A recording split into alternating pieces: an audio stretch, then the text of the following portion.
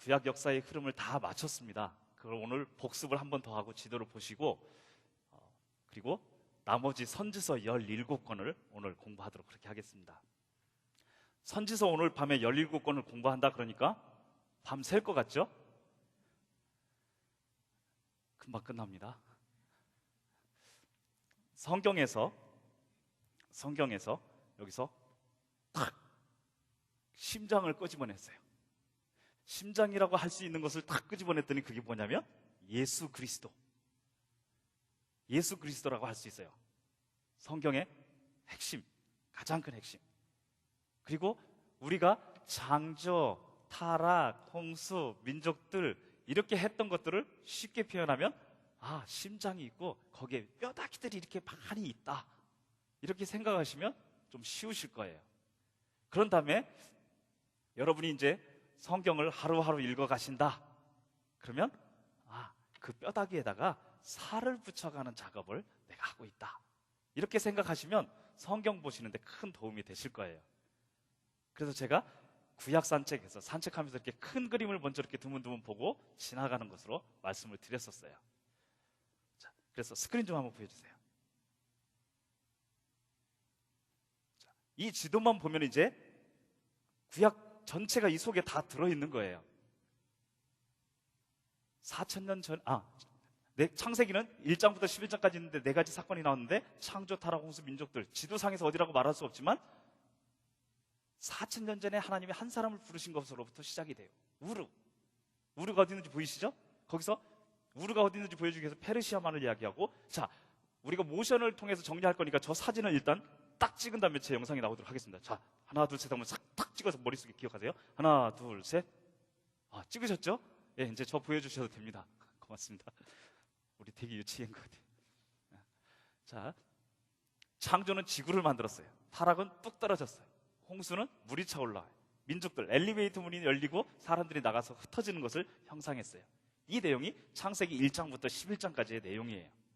12장부터 아브라함이 나오기 시작하는데 4,000년 전에 하나님이 아브라함을 부르시는데 우르에 살고 있죠.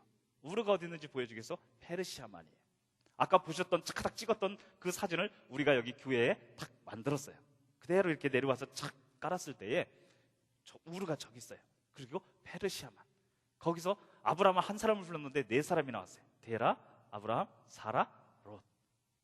두 강이 흐르는 사이길을 따라서 여행하죠. 티그리스, 유브라데스. 그리고 하란에 머물다가 아버지 데라는 죽고 남은 가족들은 갈릴리 바다, 요단강, 사해, 지중해로 둘러싸여 있는 이스라엘 땅 안으로 들어가는 거예요. 거기서 아브라함은 이스마엘, 이삭을 낳고, 이삭은 에서와 야곱을 낳고, 야곱은 12명의 아들을 낳았는데 그 중에 11번째 아들 요셉에게 채석을 설립했는데 그 아들이 애굽으로 팔려갔죠. 그곳에 총리가 되어 있고 여기 이스라엘 땅에 살고 있던 70명 정도의 유대인들을 다 애굽으로 이주시켜서 같이 살다가 아버지 야곱이 죽고 요셉이 죽는 성경이 창세기예요. 자, 출애굽기 400년이라는 시간이 지나간 다음에 노예로 속박을 당하죠. 그때 태어난 사나이 모세가 외치는 말은 내 백성을 보내라. 바로가 바로 보내주는 것이 아니고 바로 거절하죠. 그래서 안 돼. 10가지 재앙을 일으켰어요. 10재앙. 그리고 6월절이라는 절기가 생겨나고 출발해서 나가서 홍해 바다를 가르고 광야로 나가서 이제 시내산에 도착하는 거죠. 시내산에 도착한 모세는 그곳에서 율법을 받아서 가르치고 성막, 하나님이 함께 하신다는 상징인 예배 처소인 성막을 만들게 되는 거예요. 출애굽기에 여기까지가 출애굽기. 성막 안에는 누가 있냐면 레위인과 제사장이 있어요. 레위기의 핵심은 5가지 제사를 통해서 하나님께 나아가고 7가지 절기를 통해서 하나님과 동행하는 삶을 사는 거예요. 너희 하나님 여호와가 거룩하니 너희도 거룩하라.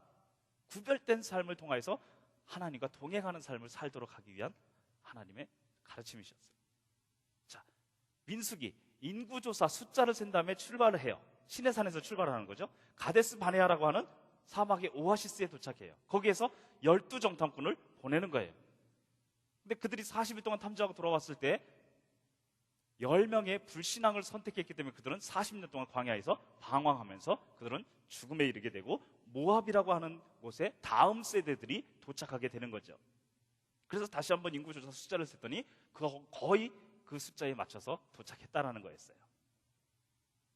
그리고 모세는 모압 땅에 도착해서 시내산에서 율법 학교를 열어서 가르칠 때 배우지 못한 다음 세대들에게 두 번째로 율법 학교를 열어서 가르치는데 그 성경이 신명기였어요. 신명기. 두 번째 율법이다라고 하는 의미를 갖고 있다고 말씀을 드렸어요. 그래서 신명기 세 편의 긴 설교로 모세는 말씀을 전한 다음에 느보산의 비스가 산봉우리에서 그 한 마리 인생을 마감하고 하나님은 여호수아를 후계자로 세우셨죠. 여호수아는 요단강을 건너가죠. 여리고성을 무너뜨리고 동쪽에서 서쪽으로 나라를 분할해서 정복하는데 남쪽부터 정복하고 북쪽으로 진격해 올라와서 정복하는 거예요. 그리고 다시 분할해서 정착하는데 12지파에게 땅을 분배해주는 성경이 여호수아예요. 여호수아가 죽기 전에 유언을 해요. 나와 내 집은 여호와 하나님만 섬기겠다. 너희가 오늘날 섬길 자를 택하라. 그럴 때 백성들이 여호수아와 더불어서 언약을 맺었어요. 여호수아가 죽고 언약을 맺었던 세대 사람들도 죽어요. 사사기, 사사 약 400년 정도 됐었죠. 그 사사 시대는 암흑의 시대였어요. 하나님이 사사를 세워서 일을 시켰었는데 그때 12명의 사사가 있었는데 우리는 3명만 공부했어요. 드보라라고 하는 여성과 기드온, 삼손. 그 사사 시대의 요절이 나오는데 각기 자기의 소견에 옳은 대로 행하는 그런 삶을 살았다라는 거였어요. 그래서 암흑의 시대였다라고 말씀을 드렸어요. 그러나 각기 자기 소견에 옳은 대로 행하는 삶을 살았지만 그 중에서는 하나님 말씀대로 산 삶을 산 아주 멋진 빛나는 삶을 산 사람이 나왔는데 룻하고 그리고 사무엘이라고 하는 사람이 나왔죠. 오직 룻과 사무엘 외에는. 사무엘 이후로부터는 왕정 시대가 시작돼서 통일왕국이 약 120년 동안 지속이 되죠. 첫 번째 왕 사울. 몸짱이 얼짱이었지만 그는 하나님을 향해서 내 마음 들어오지 마세요. 무심이었어요. 두 번째 왕 다윗은 하나님을 향해서 온전히 열려있는 전심. 목동일 때나 왕일 때나 범죄하기 이전이나 범죄한 이후라 할지라도 온전히 하나님을 향해서 열려있어요. 그리고 솔로몬의 마음은 반이 쪼개져서 반밖에 남지 않아서 우리가 반심이라고 표현을 했었죠. 솔로몬의 마음이 쪼개졌다는 얘기는 나라가 둘로 쪼개지는 것을 예고해요. 그러나 하나님은 네 애비 다윗을 봐서 솔로몬 때 하지 않고 그 다음 때에서 하시는 거예요. 르호보암이 왕이 되었을 때 둘로 쪼개는데 그 시기를 분열왕국이라고 해요. 나라가 둘로 분단되는 거예요. 남쪽 유다 왕국, 북쪽 이스라엘 왕국. 남쪽에는 20명의 왕이 있고 북쪽에는 19명의 왕이 있고, 남쪽에는 8명의 선한 왕이 있다면, 하나님 말씀으로 그래도 통치했던 8명의 왕이 있다면 북쪽에는 한 명도 없었다라는 거예요. 그들이 너무 하나님을 떠나고 타락한 거로 하나님이 적과 꿀이 흐르는 땅에 들어가게 하셨는데 그 땅에서 하나님을 떠난 거로 이제 그 땅에서 하나님은 쫓겨나게 하시겠다는 거예요. 선지자들이 외쳤던 그 말씀은 선지자와 회개하라 아니하면 쫓겨나리라. 그럼에도 불구하고 회개하지 않자 하나님은 아수르라고 하는 나라를 통해서 북쪽 이스라엘을 정복하게 하고 그들을 흩어버리시는 거예요. 그리고 바벨론은 아수르를 정복한 다음에 남쪽 유다 왕국을 정복해서 그들을 포로로 끌고 가서 70년 동안 포로 생활을 하게 되는 거죠. 예레미야를 통하여서 포로 생활을 예언하고 말씀하셨는데 70년을 맞출 쯤에 하나님 이미 예언하셨던 고레스라고 하는 사람을 들어 쓰셔서 페르시아 제국의 왕을 통하여서 바벨론을 멸망시키고 유대인들이 돌아오도록 그렇게 하나님은 허락하시죠. 그래서 포로로 70년 생활한 사람들이 나중에 그 후손들이 돌아오게 되는 거예요. 첫 번째 데려오는 사람은 스룹바벨. 돌아와서 맨 먼저 한 일은 무너진 성전을 재건하는 일을 하는 거예요. 그리고 에스더는 바사 제국의 왕후로 있어요. 두 번째 데려오는 사람은 에스라. 에스라가 외친 말씀은 포로에서 돌아왔으니까 제발 바른 신앙에 에스라 이렇게 기억에 남도록 제가 말씀을 드렸어요. 에스라. 그리고 세 번째 데리고 오는 사람이 있는데 바로 느헤미야. 돌아와서 무너진 성벽을 재건하는 거예요. 성벽. 느헤미야가 활동할 당시에 말라기라고 하는 구약성경 맨 마지막에 있는 선지자가 말씀을 전하고 사라진 이후로 하나님은 400년 동안 침묵하신 다음에 때가 참에 아브라함의 씨로 다윗의 혈통을 통해서 선지자들이 메시아가 올 것이다, 메시아가 올 것이다 그렇게 외쳤던 그 메시아가 비로소 탄생하게 되시는 거죠. 그래서 우리가 지난 12월 말부터 해서 이렇게 해서 쭉 여기까지 지난주까지 정리를 해왔어요. 자, 여기까지 한번 모션을 다시 한번 우리가 한번 해보도록 그렇게 하겠습니다. 자, 창조부터 한번 해보도록 하겠습니다. 자, 시작. 창조, 타락, 홍수, 민족들 4,000년 우루, 페르시아만 네 사람 데라, 아브라함, 사라, 롯, 티그리스, 유브라데스, 하란, 데라의 죽음. 갈릴리 바다, 요단강, 사해, 지중해, 이스라엘, 이스마엘, 이삭, 에서, 야곱, 요셉, 애굽, 유대인, 애굽 400년 속박, 모세 내 백성을 보내라. 안 돼.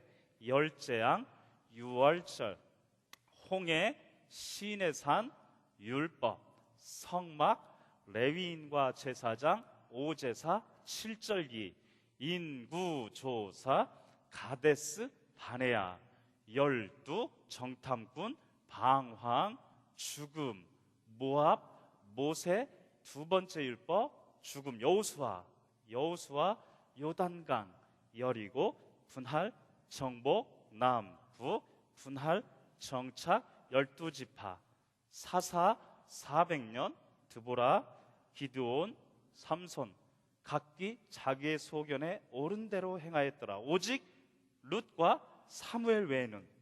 통일왕국 120년, 사울 무심, 다윗 전심, 솔로몬 반심, 분열왕국 400년, 남북 유다 이스라엘 20, 19, 8, 0. 선지자왈 회개하라, 아니하면 쫓겨나리라. 아수르, 이스라엘, 흩음, 바벨론, 유다, 포로 70년. 바사, 유다, 귀환, 수르바벨, 성전, 에스더, 왕후, 에스라, 백성, 느헤미야, 성벽, 400년, 침묵, 그리스도. 이렇게 끝났던 거였어요. 자, 두 분씩 마주 보시고는 집에서 하도록 하겠습니다. 스크린 좀 보여주세요. 네. 구약, 여러분 제가 웬만한 거는 다 노트에 넣었거든요. 다 하나씩 갖고 계시죠?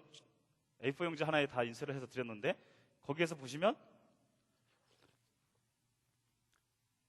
아까 제가 이 모션한 것을 가는 뼈라고 했다면, 이 가는 뼈보다 좀 더 굵은 뼈라고 할 수 있는 것이 바로 이거예요. 구약에 10가지의 흐름이 있어요. 큰 흐름. 구약의 10가지 흐름. 맨 먼저 창세기 1장부터 11장까지의 내용을 창조시대라고 할 수 있어요. 창조시대. 그 시대 이후에 창세기 12장부터 50장까지가 족장시대. 창세기 12장부터 50장까지는 아브라함, 이삭, 야곱, 요셉, 이 네 사람 중심으로 성경이 기록되어져 있어요. 그래서 족장시대라고 볼 수 있어요. 그 다음에 애굽에 가서 거기에서 머물던 시대가 있죠. 그래서 그 시기를, 애굽에 머물던 시기를 애굽시대 이렇게 했어요. 애굽시대. 애굽을 탈출해서 나와서 홍해바다를 지나서 광야로 나가서 이제 약 40여 년 정도의 광야 시대가 있죠.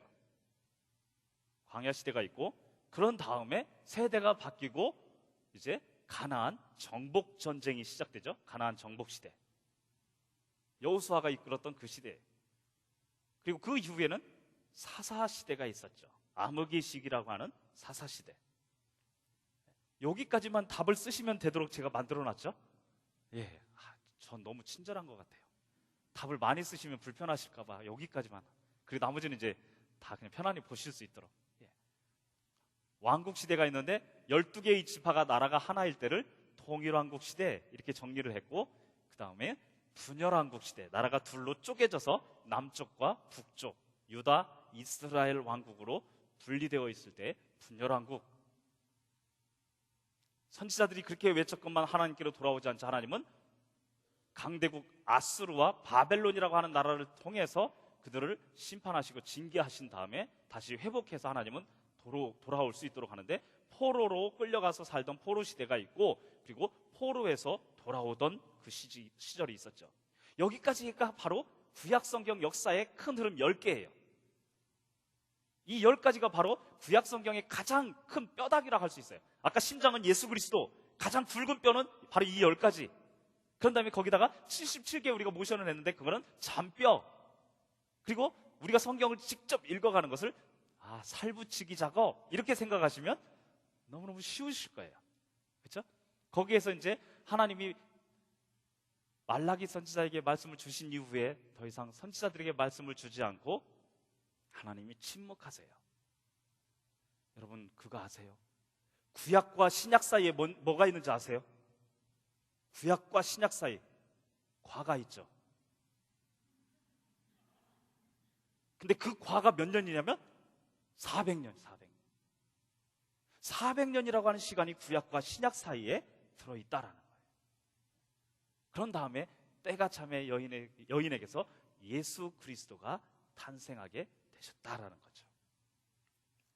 자, 이제 선지서를 보도록 그렇게 하겠는데요. 선지서 17권을 보는데 빨리 정리하도록 하겠습니다. 자, 지도가 있죠? 노트에 보면 지도가 있는데 북쪽 이스라엘이라고 하는 나라에 대해서 활동한 선지자가 따로 있고요.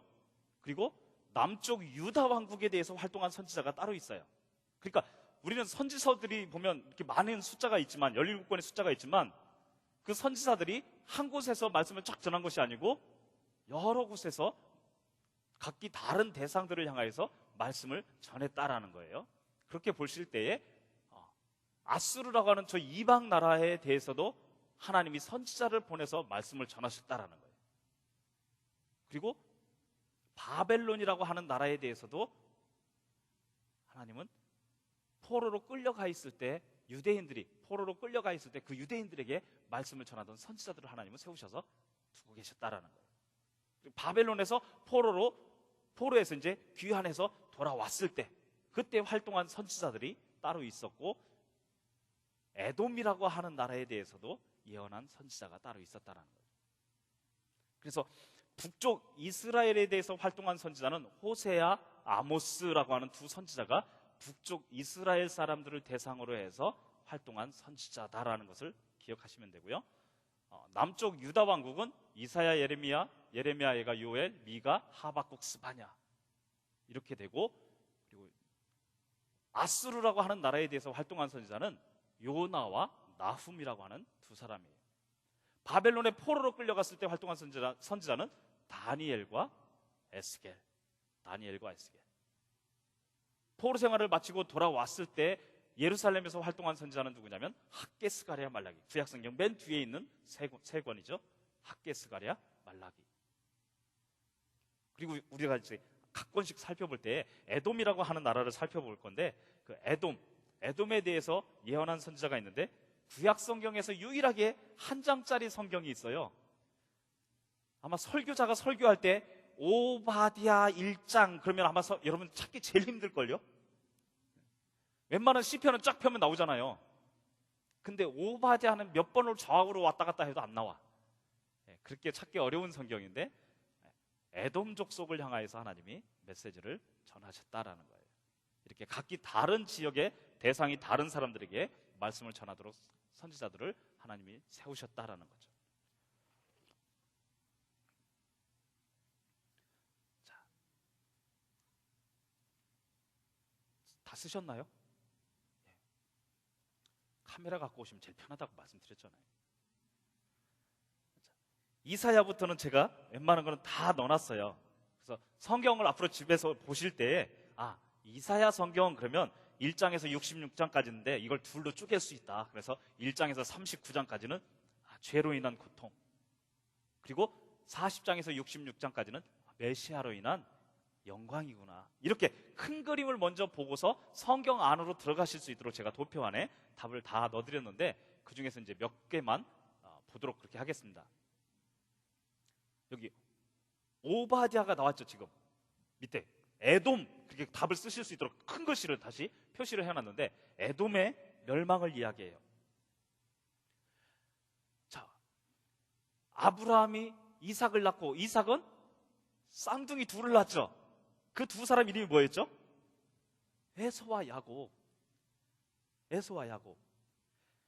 야곱은 12명의 아들을 낳았는데 그 아들들이 결국은 이제 지파를 형성해서 12민족의 이렇게 지도자들로 이렇게 조상들로 이렇게 표현이 되는데, 자, 유다 왕국과 이스라엘 왕국, 그러니까 애굽을 탈출해서 나갔던 유대인들, 이스라엘 민족들의 조상 쭉 올라가면 조상이 누구냐면 야곱. 그 야곱의 쌍둥이 형제 에서의 후손이 누구냐면 저 에돔 족속이에요. 그러니까 어떤 상황인지 아시겠죠? 조상들이 쭉 내려갔지만 결국은 나중에 올라가 보면 사촌, 형제 이렇게 해서 조금씩 멀어져서 이제 다른 민족이 된 거잖아요. 그러면 모세가 출애굽해가지고 지나오면서 에돔 족속을 향해서 우리가 너희 땅을 좀 통과하게 지나갈 수 있도록 허락해달라. 사람을 보내면 니네하고 우리는 본래 형제 국가야. 지나가. 이렇게 해줘야 될 거 아니에요. 오기만 해봐. 공격해버릴 거야. 오지마. 절대 오지마. 안 받아줘요. 우리가 좌로나 우로나 치우치지 않고 똑바로 해서 그냥 지나만 갈 테니까 길 좀 열어줘. 그런데도 거절해요. 그리고 예루살렘이 멸망당하고 힘들었을 때, 성벽이 무너지고 그랬을 때 다른 민족들이 약탈해서 가면 에돔 족속이 와서 자기 형제 국가라고 이스라엘 유다 민족들을 지켜줘야 함에도 불구하고 그렇게 하지 않고 어떻게 하냐면 지들도 와서 같이 약탈해 가요. 자기네들이 사는 지형이 높은 지대에 살고 있다고 다른 민족이 찾아와서 전쟁을 치러봐야 자기네가 고지대에서 옛날에서 전투하는 거니까 이길 민족이 없는 거예요. 그러니까 아주 거만할 대로 거만한 민족이 에돔 족속이었어요. 그래서 그 1장밖에 안 되는 성경이지만 그 4절 정도에 가면 너희가 독수리처럼 높이 올라서 저 별 사이에 깃들지라도 내가 거기서 끌어내리리라. 하나님이 그렇게 말씀을 전하시는 거예요. 저는 우리 본당 올 때마다 이렇게 저 전등은 누가 갈까? 저걸 도대체 어떻게 갈까? 괜히 쓸데없는 고민을 해요. 누군가 올라가서 할 거 아니에요. 저게 내려오든가. 그런데 교만해가지고 저 별 사이에 깃든다 할지라도 내가 거기서 끌어내린다. 저는 그 말씀을 기억하면서 간혹 엘리베이터를 탈 때마다 늘 기억이 자꾸만 이렇게 새겨지게 만들어요. 누르고 위로 올라갈 때마다 내가 교만해지면, 목사가 교만해지면 하나님이 거기서 끌어내리리라. 아니야, 겸손해야 해. 겸손해야 해. 늘 그걸 다시 한번 새기고 다시 한번 새기고 누를 때마다. 여러분, 공업사에 이 자동차 고치러 가시면 리프트에다가 차를 딱 올려놓고 딱 스위치 누르면 쫙 올라가잖아요. 그리고 다시 고친 다음에 딱 누르면 딱 내려오고. 그런 거 하나씩만 보셔도 오바댜 말씀이 딱 생각나시네요. 세중앙교회 내가 권사인데, 장로인데, 집사인데, 목사인데 아무리 주장하고 이야기해봐야 소용없어요. 우리는 그저 묵묵히 행할 뿐이에요. 주님, 제가 주님 앞에 순종할 따름이에요. 제가 당연한 거 행하는 것일 뿐이에요. 이렇게 겸손한 모습 가운데 있을 때 하나님이 위에 스위치 눌러서 올라와 이렇게 하지 않으실까요? 자꾸 교만하고 여기에 딱 힘주고 이러고 다니면 아래층 누르고 내려가 이렇게 하지 않으실까요? 그거 상상하면서 겸손해야 해. 겸손해야 해. 자꾸만 되새겨요. 그래서 에돔 족속을 향해서 전하는 말씀. 너희가 독수리처럼 높이 올라서 저 별 사이에 깃들지라도 내가 거기서 끌어내리리라. 자, 요나서. 하나님이 요나에게 아수르의 수도인 니느웨 성으로 가서 복음을 전하라고 할 때, 말씀을 전하라고 할 때 요나가 이렇게 가지 않고 배를 타고 반대로 지중해에서 나가죠. 그거 왜 그런지 아세요? 지구는 둥그니까? 지구는 둥그니까 이렇게 돌아서 가면 여기 결국 갈 수 있을까요? 그런 개념이 아니고 반대로 도망가는 거예요. 그런데 하나님께 붙들림 받아서 어떻게 물속에 던져졌고 물고기가 삼켰고 토해내고 그런 다음에 억지로 끌려가서 그가 성이 얼마나 큰지 3일 정도는 다니면서 말씀을 전해야 하는데, 그냥 옛날 개그 가운데 유행했던 말 중에 그까 있고 그냥 대충 이렇게 하는 거예요. 가서. 근데 놀라운 것은 그냥 대충 했는데, 하루 정도 다니면서 대충 했는데 그들이 그 말씀을 듣고서 회개하는데, 왕에게까지, 아수르의 왕에게까지 알려졌을 때 왕이 뭐라고 얘기하냐면 짐승들에게까지도 먹을 걸 주지 말고 물도 주지 말고 회개하라고. 그러면서 그들이 회개해요. 그럴 때 하나님이 그들을 용서해 주셨어요. 근데 지금 요나서 밑에 미가가 있고 나훔이 있잖아요. 시간이 많이 지난 다음에 나훔 선지자가 가고 말씀을 전하는 거예요. 나훔 선지자가 가서 아수르의 수도인 니느웨에 가서 너희가 범람하는 물로 멸망당한다. 범람하는 물, 한마디로 얘기하면 홍수. 너희가 물로 멸망당한다. 근데 여러분, 그 당시에요, 니느웨 성이 얼마만큼 견고했냐면 안쪽 벽과 바깥쪽 벽이 마차가 3대가 겹쳐서 지나갈 정도로 그렇게 벽이 두꺼웠다 그래요. 높이가 두꺼워요. 또 높아요. 거기다가 성벽 바깥쪽에 물을 담아놓도록 이렇게 강처럼 파놓고서 적군들이 성벽에 붙지 못하도록 땅을 파가지고 물을 받아놓은 곳이 있어요. 그런데 그 성벽에 안에 사는 사람들을 향해서 너희가 물로 멸망당한다. 그러니까 이 사람들이 아주 거만해서 웃기는 거죠. 웃기지 마, 이렇게 말하는 거죠. 그 당시에 바벨론이 어떻게 와가지고 거기까지 와서 어떻게 그 당시 그 물을 막았는지 모르겠어요. 티그리스, 유브라데스 우리가 했잖아요. 우리는 모션할 때 티그리스, 유브라데스 이렇게 해서 사람이 이동한 경로를 통해서 이렇게 왔다고 했는데 물은 이쪽이 상류예요. 여기서 이렇게 흘러가는 거예요. 그럴 때 티그리스 강을 막아요. 바벨론 군사가 와서 티그리스 강을 막아요. 그래서 물줄기를 한쪽으로 탁 터서 니느웨 성벽을 치게 만드는 거예요. 그렇게 해서 성벽을 뚫고 들어갔을 때에 성벽이 무너지게 되고 그 결과 바벨론 군사가 들어가서 거대한 제국 아수르를 하루아침에 멸망시켜서 영화 제목처럼 바람과 함께 사라지다, 이렇게 사라져버리는 거죠. 하나님이 회개하라는 말씀을 전했을 때, 회개했을 때는 하나님도 받아주셨어요. 용서를 해주셨어요. 그런데 그 결과 시간이 지난 다음에 그 신앙, 하나님이 용서하시고 받아주셨던 그 말씀대로 그들은 전해지지 않고 단절됐던 거예요. 그 결과 그들은 거만하게 되고 다시 말씀을 전하는 것에 대해서 거부하게 되고 그들은 멸망을 당하게 됐던 거죠. 그래서 요나와 니느웨 성에 가서 말씀을 전했던 나훔,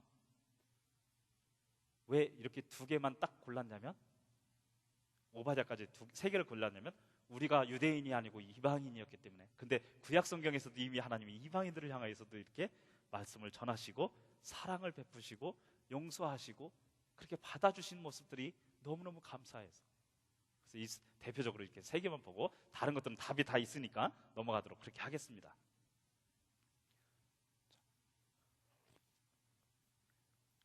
선지서 산책하며 함께 나눌 이야기를 보면요, 첫 번째는 이사야 말씀을 거기다 제가 넣어놨어요. 그래서 인생의 주인 되신 하나님이신데 이 이사야 말씀을 우리 한번 같이 읽어볼까요? 1장 2절 3절 말씀이 앞에 스크린에 나와 있는데, 자, 시작.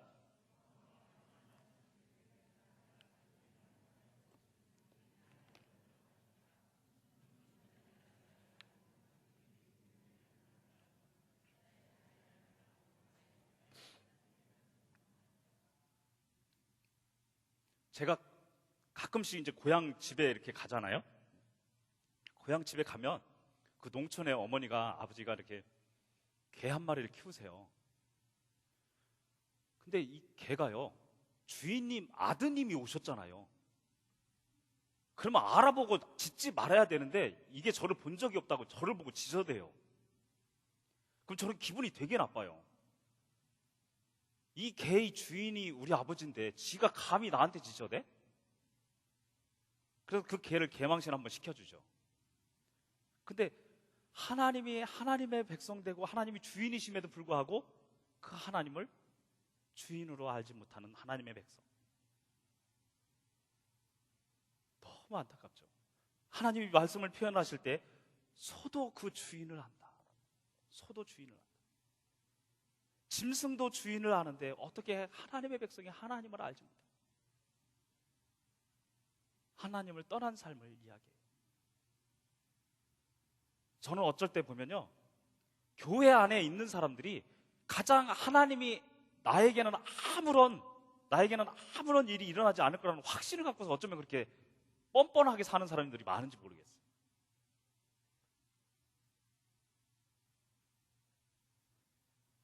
하나님을 믿는 사람인데 하나님이 안 계신 것처럼 사는 사람이 교회 안에 너무 많아요. 무슨 얘기인지 이해가 되세요? 예. 그러면서 하나님을 믿는다고 해요. 근데 삶을 보면 하나님이 안 계신 것처럼 사는 사람, 무법으로 사는 사람, 그런 사람들이 참 너무너무 많아요. 하나님이 주인 된 삶, 하나님이 주인 된 삶.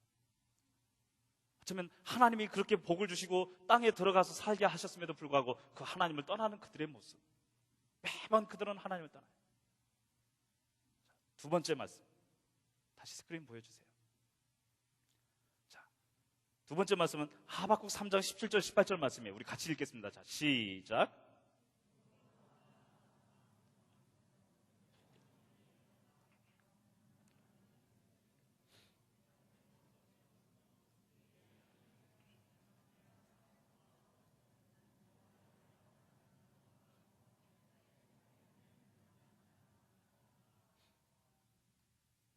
많이 주일학교 시절에 찬양 불러보셨을 거예요. 무화과 나무 잎이 마르고 열매 없으면 그런 찬양. 예. 하박국은 무화과 나무 잎이 없고 열매가 없고 소출이 없고 양떼 없고 송아지 없다 해도 나는 하나님 한 분만으로 만족하겠다. 그 멋진 믿음이에요. 세상에 그 아무런 나에게 있어서 이 모든 환경이 다 최악으로 갈지라도, 내 주변의 모든 것들이 나를 배신한다 할지라도, 그런 상황 가운데 내가 처해 있다 할지라도 나에게는 내 하나님 한 분이 계시기 때문에 나는 만족하겠다. 그 믿음이거든요. 사도 바울이 감옥에 갇혀 있으면서도 빌립보 성도들을 향해서 이렇게 외쳐요. 너희들은 기뻐해라. 내가 다시 말하노니 기뻐해라. 그게 말이 되는 소리예요? 죄 없이 예수 믿는 것, 예수 전하는 것 때문에 감옥 안에 갇혀 있으면 나도 너무 억울하다. 제발 나 좀 꺼내줘라. 이렇게 해야 되는 거 아니에요? 그런데 밖에 있는 사람들을 오히려 위로하는 거예요. 기뻐해라. 내가 다시 말하니 기뻐하라. 나는 내가 갇혀 있는 사람이지만 내 안에는 예수가 충만하게 계시기 때문에 나는 하나도 서운하지 않다. 나는 너무너무 기쁘다. 나는 힘들지 않다. 너무너무 기쁘다. 이렇게 말하는 거예요. 우리의 인생은요, 너무너무 굴곡이 심해요. 우리가 통일왕국 할 때 3명의 왕을 보면서 막대 갖고 이렇게 꺾어보고 이렇게 해보셨잖아요. 종이 막대 가지고. 그런데 우리의 신앙생활을 보면 어쩌면 널뛰기의 신앙처럼 이렇게 되는 모습이 참 많아요.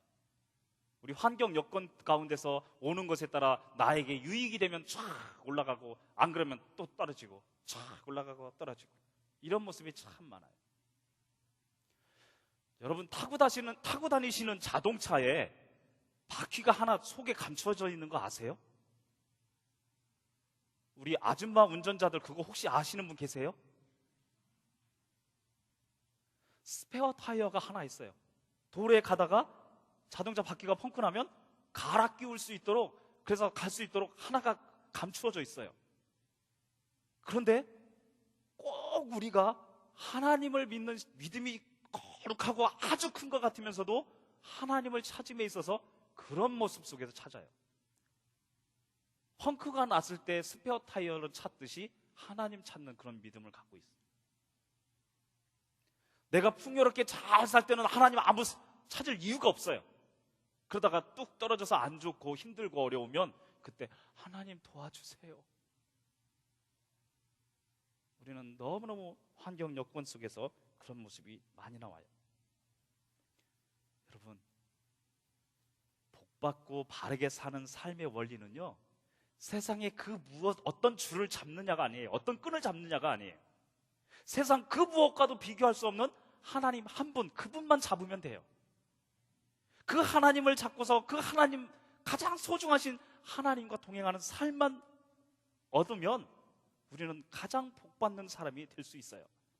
여러분이 그 길을 선택하시기를 주님의 이름으로 축복합니다. 마지막 세 번째 보도록 하겠습니다. 세 번째, 자, 말라기 말씀인데 1장 8절인데 같이 읽겠습니다. 자, 시작.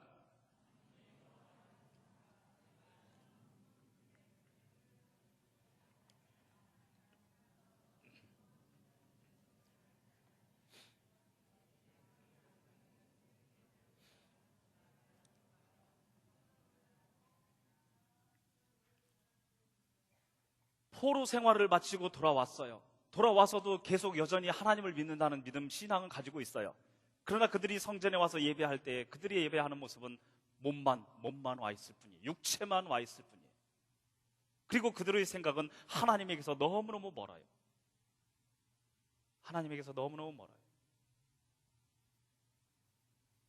하나님을 믿는 믿음이라고 하면서, 그러니까 하나님께 드려야 될 것을 가장 흠이 없고 깨끗하고 완벽한 것을 드렸던 그 사람들이 변질되어서 병든 것, 눈먼 것, 저는 것, 이런 거 갖다 자기가 손해보지 않으려고 저거 빨리 치워버려야지, 이런 식으로 하나님께 드리려고 하는 거죠. 그래서 너 그거 다리 저는 거 갖다가 총독에게 선물을 줘봐라. 총독, 그 고위직에 있는 그런 사람한테 선물을 줬을 때, 다리 저는 것을 줬을 때 이놈이 나를 감히 경멸하냐? 저놈의 다리도 부러뜨리라, 이렇게 하지 않겠냐? 그런데 어떻게 하나님께 드린다고 하면서 그런 삶을 살 수 있냐?